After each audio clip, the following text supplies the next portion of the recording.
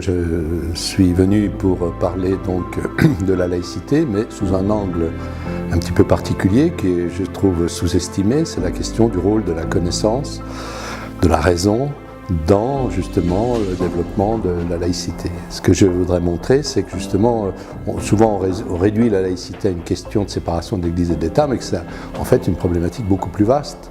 C'est l'autonomie notamment de la science et de la connaissance à l'égard de tous les pouvoirs, et donc l'idée que c'est par la raison, la connaissance, qu'on peut arriver à un processus d'émancipation des citoyens. Je crois qu'il y a une mauvaise méthode. Il y a deux méthodes dans l'histoire, on voit bien l'histoire de la laïcité, on voit toujours ces deux méthodes s'affronter. Une méthode répressive qui vise à inculquer de force quasiment des principes à des gens qui ne les partagent pas au départ.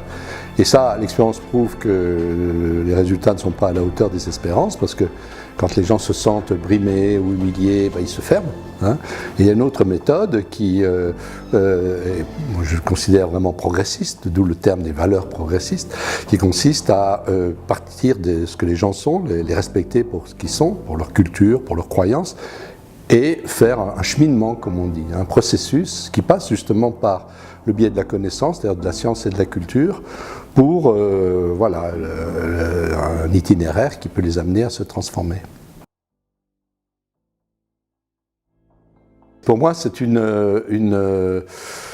entreprise d'émancipation des personnes. C'est surtout sur ce mot que j'insiste, et moi-même d'ailleurs dans le travail que je fais, notamment en termes d'éducation populaire. Je n'essaie pas de transmettre un dogme ou une vérité, mais plutôt une manière d'être, qu'on appelle l'émancipation, l'autonomie de la volonté, comme on dit aussi parfois. Et ça renvoie aussi à toute une histoire de la pensée et de l'action républicaine, c'est aussi ce que je voudrais rappeler ce soir.